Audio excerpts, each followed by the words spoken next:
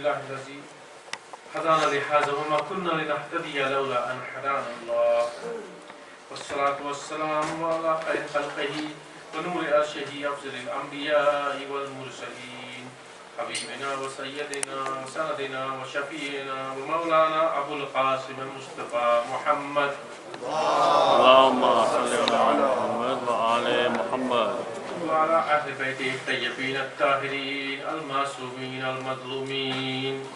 قال الله تعالى في كتابه الكريم وقول الحق وفي الأرض آيات للموقنين وفي أنفسكم أفلا تبصرون. صدق الله العلي العظيم. اللهم صل على محمد وآل محمد. These are the two ayat of Surah Al-Ayat which I have been reciting every night. So that for two reasons. One is that is my introduction to my topic, and the second is that we take it into ourselves. The translation goes that, and in the earth there are signs for those who are certain, and in your own souls too. Will you not then see? This is Allah asking us to look inside us and to bring out the goodness inside us. MashaAllah. Now, before delving into my lecture, I've been asked to pass on a message by one of our elders here. This is a message for all the young people who are sitting here. Please look at me. Everybody look at me. When there is a request for a salawat, everybody should say it in loud voices. Not just the older people. It's mainly for the young people. It's not just a tradition. It is a hukum in the Quran from Allah subhanahu wa ta'ala. Allah and His angels send salutations on the Prophet. O people, you also send salutations to the Prophet. Salawat ala Muhammad wa alihi. Allahumma salli ala Muhammad wa ali Muhammad. Now I'll tell you why. There's only one thing that Allah does that we do as well. All the orders are for people. You pray namaz, you do fasting, you give charity, you go for Hajj. All these things are for people. But there's only one thing that Allah does along with us, and that is the salutations on the Prophet Muhammad and his family. So you see how important it is. We make sure that we do not lose this opportunity to gain blessings. I read a narration which says that every time you say a salawat, an angel places a brick on a house in Jannah for you. So it's easy to make a house in Jannah. Inshallah ta'ala we all reach there. But remember, that house breaks down brick by brick as well if you make mistakes and sins. But we are sitting here, anybody says loud salawat, get one brick on the building. Right? Salawat ala Muhammad wa ali Muhammad. Allahumma salli ala Muhammad wa ali Muhammad. So tonight, hopefully, I won't have to say to anybody to recite aloud salawat. You will always say it yourself. Inshallah. Now, in the last few nights, we have been talking about the characteristics that we need to develop from within ourselves by looking inside ourselves, so that we do tazkiyah nafs, or purification of the soul. That is very, very important. That is the sole agenda in our lifetimes, to purify ourselves, because we get polluted from the environment. So we spoke about truth, we spoke about how we will face trials in our lives, how we will face tests in our life, and we have to be prepared.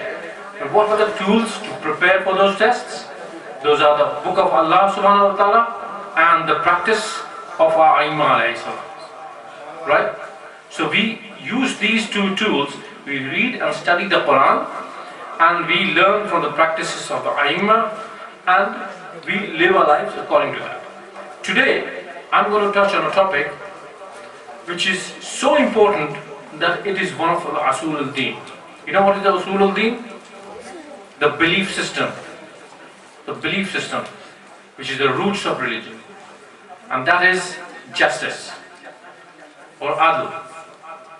Adala is one of the Usul al-Din. It is called justice in English, and Allah is just.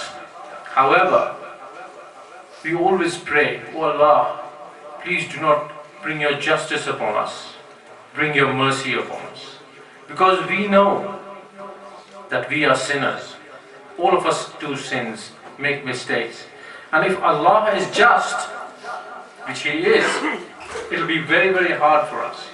So we request His name, Rahim ar-Rahman, and we say, "Please show us mercy."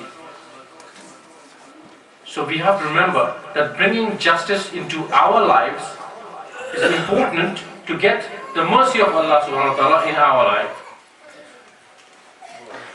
A little boy is disturbed. Please give him a break. Salawat ala Muhammad wa ali Muhammad.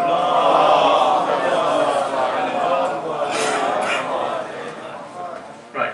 So justice into our life. What is justice? The definition of justice means putting something into its rightful place. It's not that you put the book on the table. That's not like it. Anything that should be in its place has to be in its place, and that's when justice will prevail. That is the meaning of it. How do we bring it into qualities, into ourselves? It says if you have to get up before sunrise to pray Fajr Salah, you have to do it before that. That will be justice. Otherwise, you prayed later, you've been unjust on yourself. Right? You can be qada, but you won't get the rewards for it. You will be maybe saved severe punishment just because you've done a qada. So, you have not done justice by praying Fajr after the time is gone. You've only done justice when you've done it in time. Okay, understand? Now, how do we bring it into ourselves? Let me give you some examples here, which is real life examples. Tell you something. 10% of the people in this world control 90% of the resources of the world. I think you generally know this idea. 10% of the people of this world control 90% of the resources. So what does that mean? There is an unjust distribution of resources. That's why there is poverty, there is famine, and people say, those rich people say, well, there is too much population in some countries, that's why there is poverty there. No. It's not a population. The population can be catered for if there is justice. If people take care of making sure that things arrive to the people who deserve it, there will be some resources for everybody. And justice doesn't mean that everybody has to be given equally. No. Justice means everybody should get what they deserve. What they deserve. Not equal, but what they deserve. Of course, they should have the basics. Everybody should have the basics. But if they don't have the basics, then that is totally unjust. However, if they have the basics, that doesn't mean that somebody who is not at the same level as everybody else should not be given something more. To bring them up, that is justice. You don't let the weak go down while you raise the rest of them up. That is not justice, that is injustice. Right? Now, it is important to bring justice within ourselves in the family. It starts from the family. There's two aspects. One is the general macro level, where you see governments being just to their people. And the other is we being just to ourselves and our family members in the house. That is very, very important. Imam Ali alayhi salam. Allahumma salli ala Muhammad wa ali Muhammad. Imam Ali alayhi salam was so just that people were terrorized by his justice. Which people were terrorized by his justice? Not the people who were just, but the people who were used to being unjust. The people who were unjust were scared of Imam Ali alayhi salam's justice. He even was so just that you all haven't heard this narration from here, that when his brother was in a bit of poverty and his aqil, whose children were going through hunger at times, he was so poor, he came to Imam Ali alayhi salam asking for something more from the Baytul Mal or from the treasury of the state. And Imam Ali alayhi salam put his hand on the flame of the candle. He said, "Oh brother, put your hand on the flame." And Aqil couldn't bear the heat of the flame of the candle. And then Imam Ali said to him, "My dear brother, You can't bear the heat of this flame of the candle, and you expect me to bear the heat of the fire of hell? Wow. That is how just Imam Ali alayhi salam was. It's not that he didn't love his brother or his children.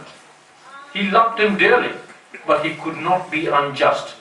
That is one of the usul al-deen of our religion. Wow. The roots of the religion. If you're not just, you're not following Islam. That is very, very important to establish justice in the house. You know, sometimes men, I won't be very popular here, men, so brothers, but listen to me. I'm not here to win a popularity contest, I'm just to pass the serious information here. Men, treat your wives justly. Your wives are not expected to serve you. Your wives are equal partners in life. Right?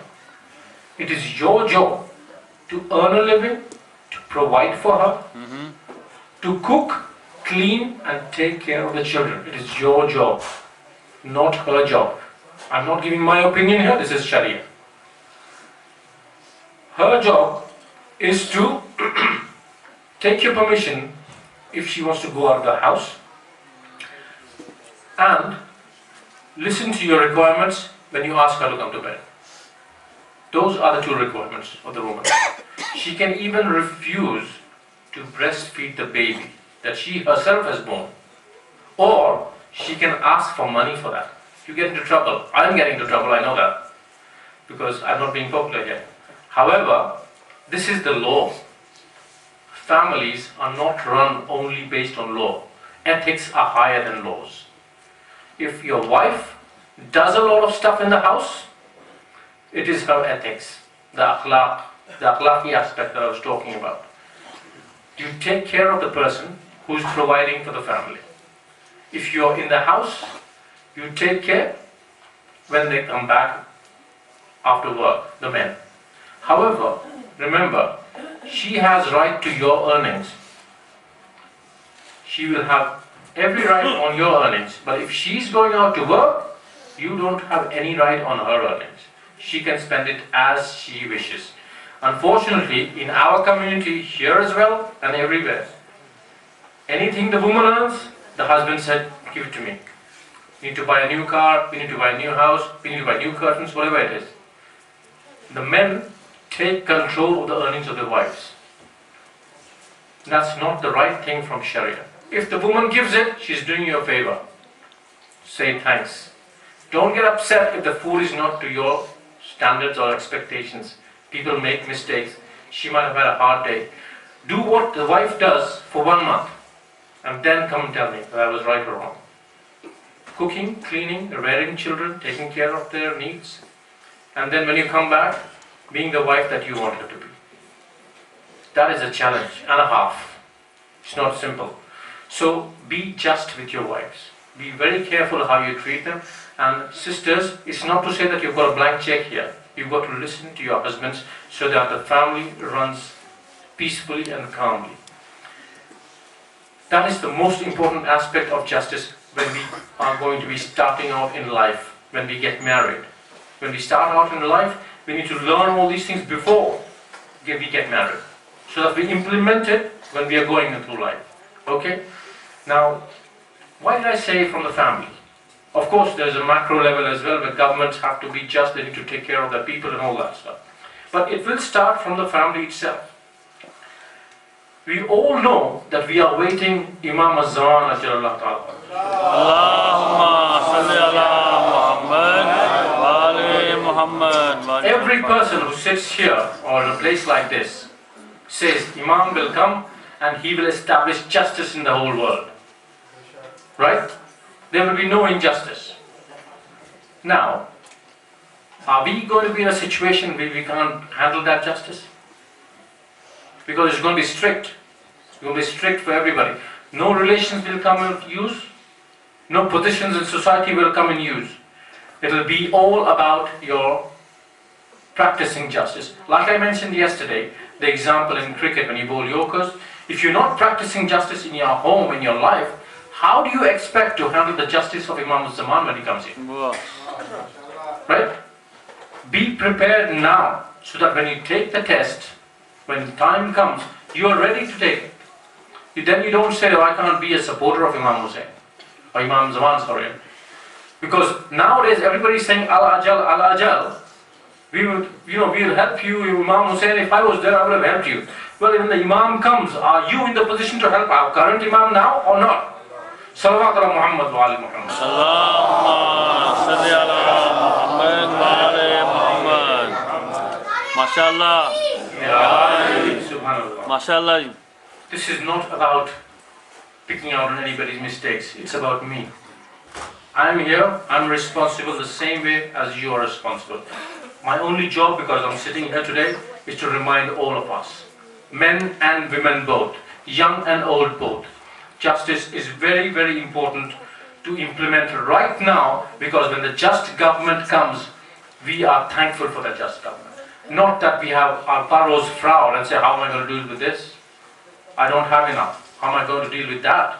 So to avoid that situation, we have to be prepared now. Imam Ali alayhi salam justice was severe. There was a Christian writer, an author called George Jordan. I don't know if anybody has heard of that. He wrote that Ali's justice was so severe that people could not handle it.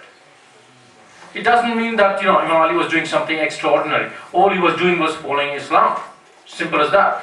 And he was leading an Islamic government.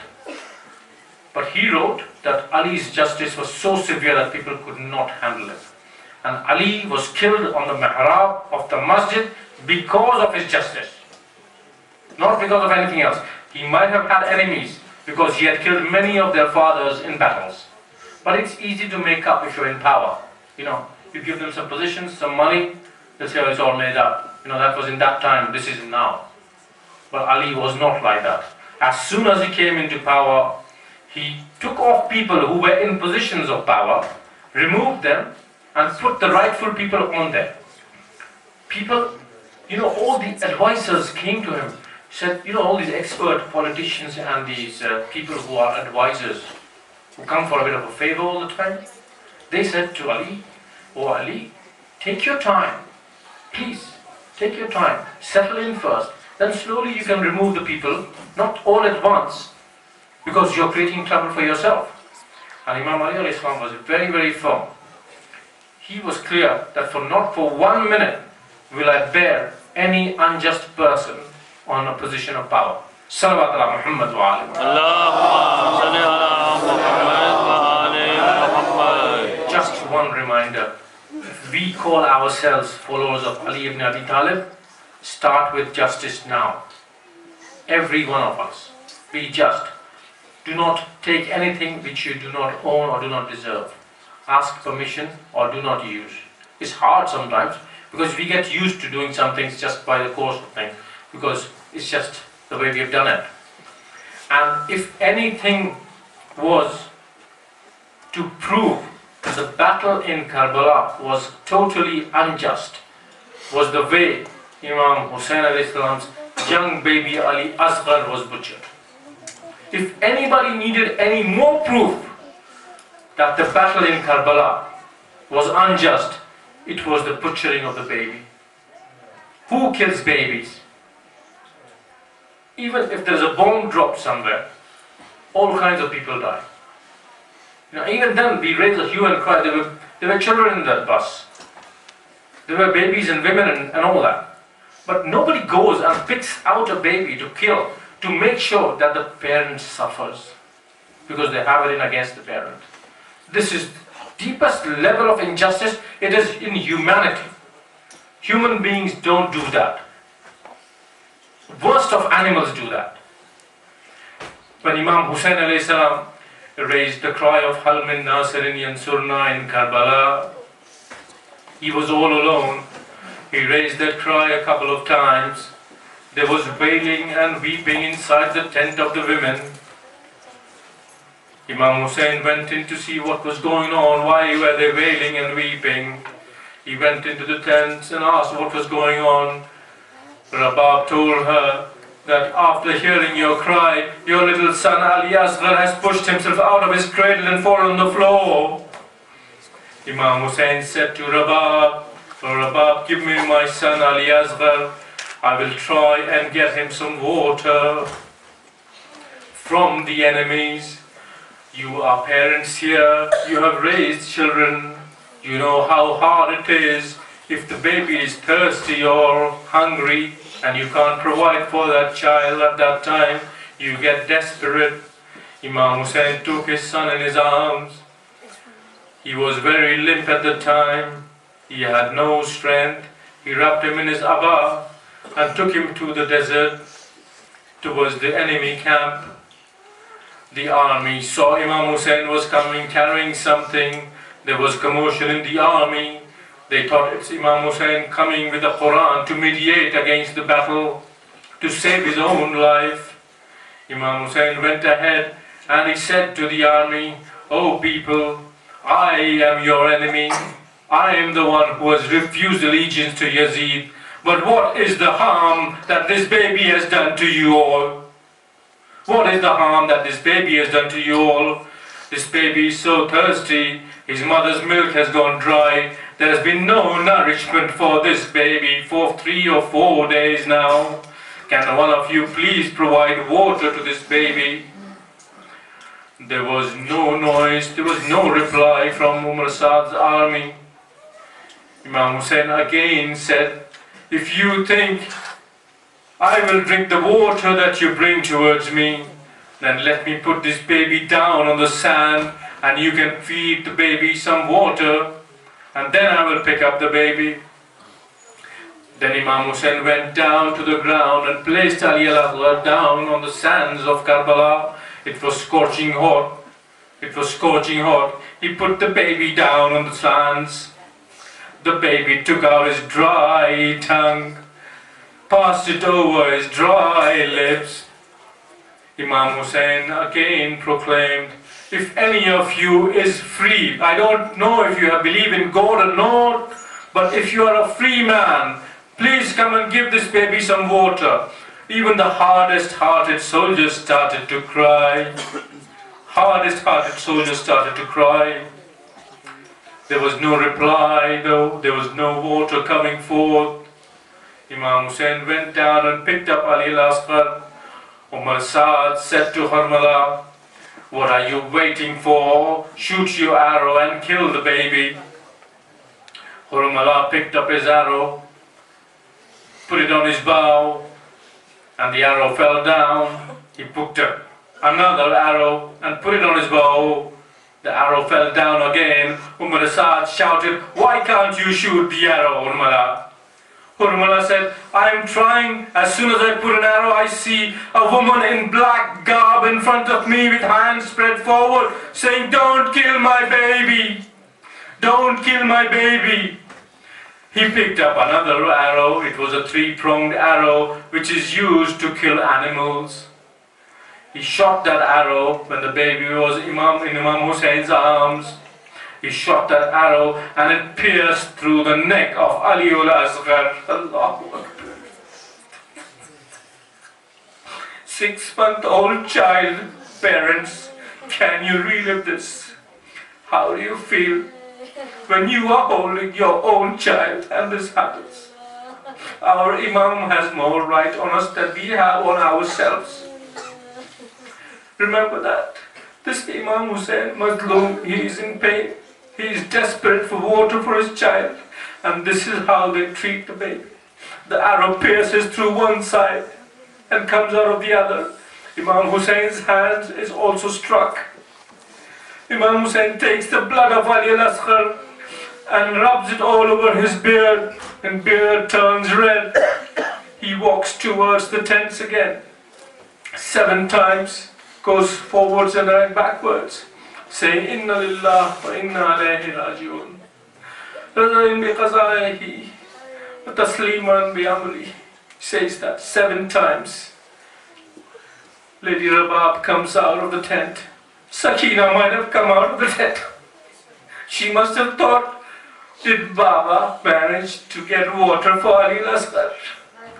What would have happened to her when she saw her father? When he replied nothing. When Rabab saw the situation, She saw her child being slaughtered.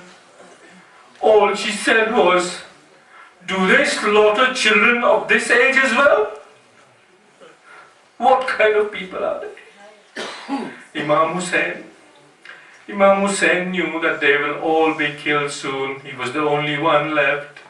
He said to Rabab, I know our bodies will be trampled. I know our heads will be severed. But I don't want my baby's body to be trampled. Imam Hussain went to the back of the tents. He dug a grave with his own sword. And he put his baby inside the grave. Allahu Akbar. After everyone was killed and the battle was over, all the heads were cut off. They were raised on spears. Umar Saad counted the heads. He said, one head is missing. One head is missing.